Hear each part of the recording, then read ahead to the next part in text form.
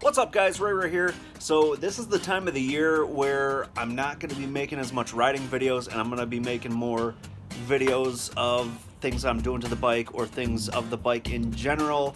It's about 4 p.m. here in Wisconsin and it's already starting to get dark out here. So I want to give a huge shout out to Mr. Brett Berrien for introducing me to these LED lights right here and right here. Now I'm going to show you a quick before and after photo of my dad's garage for the past 30 years.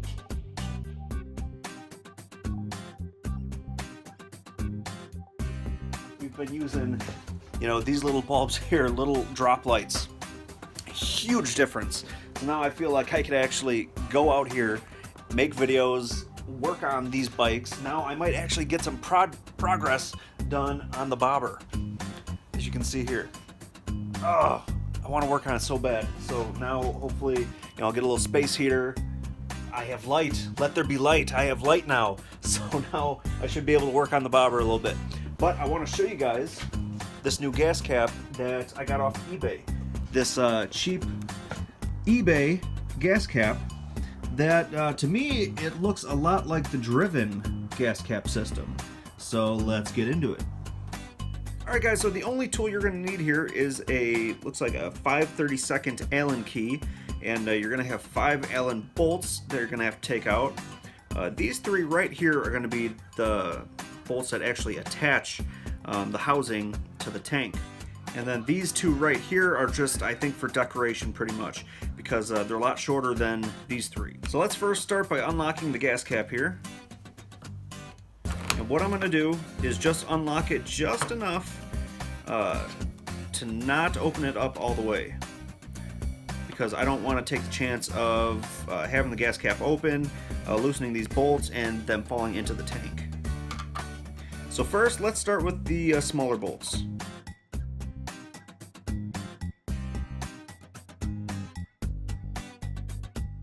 Right, now we're going to go with the 3 bolts that secure the housing to the gas cap.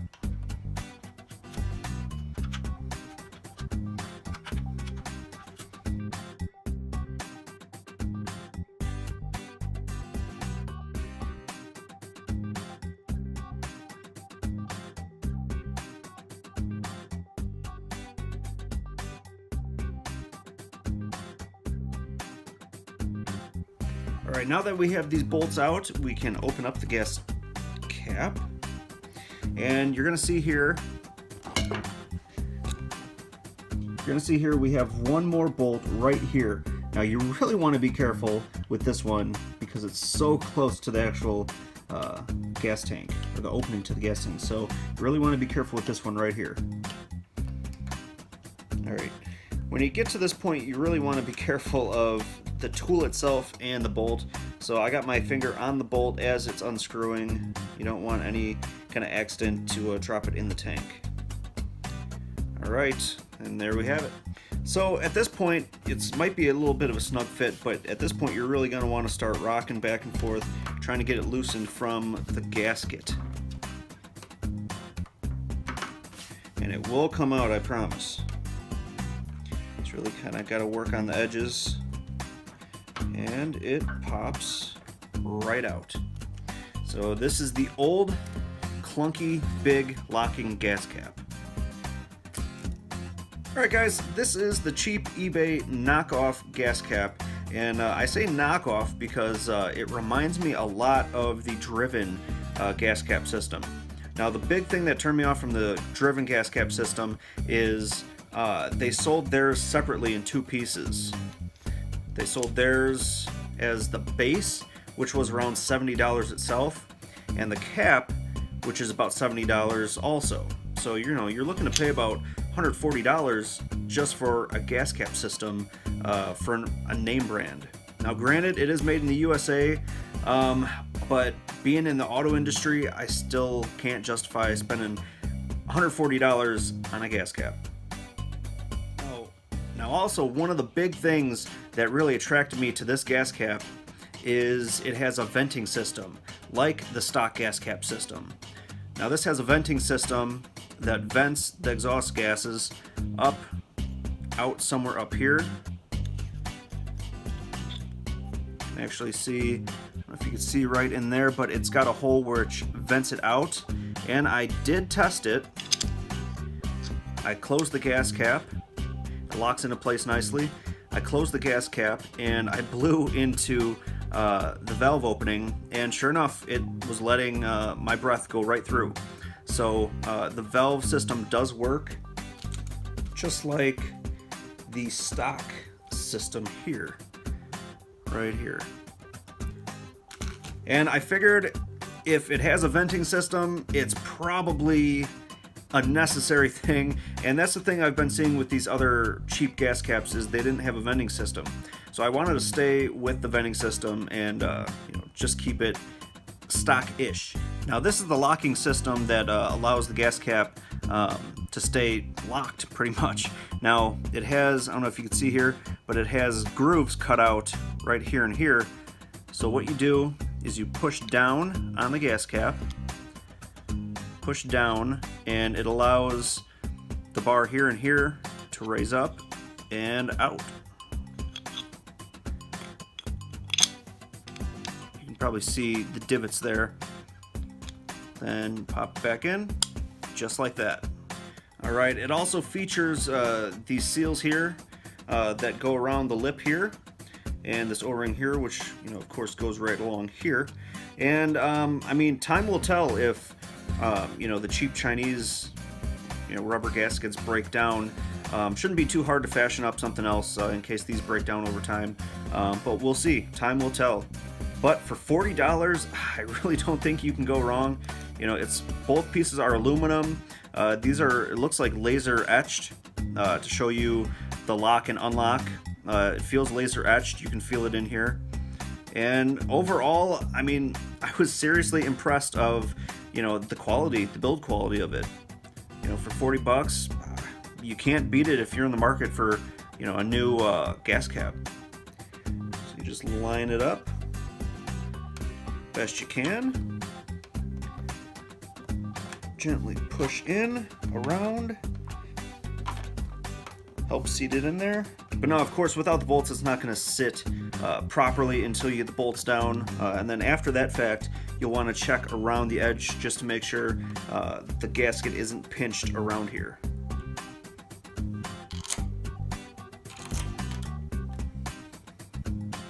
And I really wish that I had some T-handle Allen keys. That is one thing that is definitely on my Christmas wish list. Because Lord knows that these bikes have tons of Allen bolts. And of course you want to be careful not to tighten it down too hard. You just want to really snug them into place here.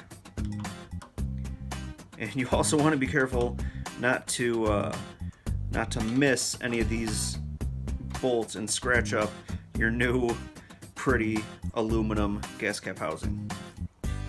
Alright, now we'll do a quick inspect around the edges just to make sure it doesn't look like it can be seated down any further.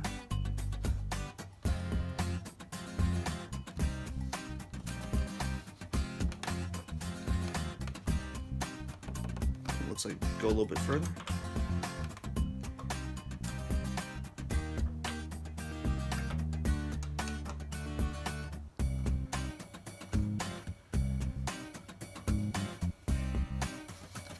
Alright, and there you have it. There is your cheap eBay knockoff gas cap system. And of course, again, it's easy.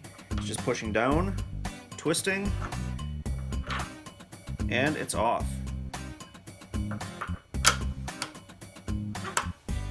Locks back into place, real nice and sturdy. Alright guys, so that is how you install a gas cap on the Yamaha R3. If you're looking to go the eBay route, I highly suggest that gas cap. I'm going to put the link in the description below. But again guys, it's eBay. So if I put the link up here and in a month or 2 months, the link doesn't work, it's probably because they relisted the item. So you're just going to have to go on eBay, search Yamaha R3 Gas Cap, and I believe I've seen these in different colors. I've seen them in red, blue, possibly even silver. So you're just going to have to look. I might post some pictures up here if I can find some more for you. And one last thing, now that I have light, I foresee getting a space heater for somewhere in this garage. A propane space heater. Again, thank you to the Braps, Mr. Brap, for turning me on to that idea. I already had a little idea for like electric heater, but that wouldn't do anything for this garage. Little propane heater, so now I can actually focus on working on the bikes all winter long, and especially the bobber. I know a lot of you guys have been asking me, where's the bobber videos? Where's the bobber videos? Now you might be in luck, because I have, now that we have light in this garage, I feel a lot more ambitious to get out here. So over the winter, I plan on getting some things for the bike.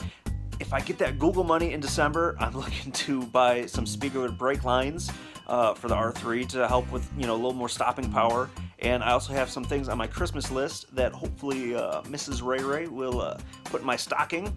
And I'll show you a couple things that I just bought recently to help with the suspension on this R3. Alright guys, so one of the first things that I bought over the weekend that I haven't received yet, of course, they're coming from China, so it's probably going to be another 2 weeks till I get them. But they're preload adjusters that, you know, they go right here and here on the front forks. And I got these for two reasons, mainly cosmetics. And the second is the front forks on the R3, they're pretty squishy. That's the best way I could describe them. As a heavier guy, they're pretty squishy, and I didn't want to spend $1,000 on new fork springs and things like that, you know, unless I'm going to be racing the thing. But you know, they're just a little squishy, so I'm going to try the preload adjusters. On the forum, some guys say that it's helped them, but I was talking to Yamaha Z, and he's got them on his. He was saying it might be a placebo effect. You might feel like it helps when it really doesn't. He's not sure on his if they really help. He did it more for cosmetics. But yeah, I'm gonna try to see how they work. I might run some of my own little, you know, garage tests to see if they help at all. Alright guys, so next thing I got was a new spring and shock assembly that came off of a Kawasaki Ninja 650, and I am super gingery right now in this light. Holy cow. Yeah, I'm just gonna get my face out of this picture. It's a new spring and shock assembly. For heavier guys like me, I was reading on the forums, and heavier guys were saying that they put the Ninja 650 shock on because it's a heavier bike designed to, you know, of course, carry heavier weight of the bike, and they said it really improved the feel of the bike, you know, for the heavier riders. And the other reason being the little tool that you need to adjust the preload. I tried adjusting the preload last week, and the tool just kept stripping off of it. Then I was trying like a screwdriver to kind of get in there, and it just wasn't working. So I'm gonna go with the Ninja 650. Shock was like $35 on eBay, so I'm gonna put that on here and see how that improves. Alright guys, next up on the wish list are tires. I have some Bridgestone Battle Axe S20 Evos on the wish list. I still have the stock tires on here, and they suck. If you're a Yamaha R3 owner, you know the stock tires suck. There's no way around it. There's no grip. They suck, especially in colder weather. But now this is what I have a question for you guys. For you guys who ride in colder weather, if you have the Bridgestone S20 Evo or any other line of the Battle Axe tires, I'm looking to ride like later into the season, and I had a set of performance tires on my car one time, and when it started getting cold, they were junk. So I'm kind of curious to see if performance motorcycle tires are going to have the same problem. If anybody out there knows, please let me know, because, you know, I'm looking, you know, if I don't ride this later into the season, hopefully in 2018, I'm going to be having a new little bike project, or, you know, hopefully I'll have that to ride into later in the season. Alright guys, and like I said earlier, I'm looking to get some Spiegler brake lines put on the rear and on the front here. I'm going to get them, they're going to be braided line, and I'm going to get it in red, of course, front and rear. All right, and last thing I could really think of are frame sliders. I don't know why it's taking me so long to really think about getting frame sliders on, but I'm gonna get some frame sliders. They're the Shogun, so they're gonna stick out. It's a simple frame slider. It's not anything special, but it's gonna come out, you know, right about here, so right here, and that's really about it. Alright guys, so I look forward to doing these little garage sessions again, especially with the colder weather happening. I can keep the garage door shut. I'm gonna get a little space heater, and I'm gonna get to work on these bikes. Yeah, especially that one there. I'm gonna get to work on these bikes, and hopefully you'll join me and seeing, you know, what we can do to this R3 to finalize it, to put all the crap on it that I wanted. Alright, so until the next video, I'll talk to you later. I love you guys. Bye-bye.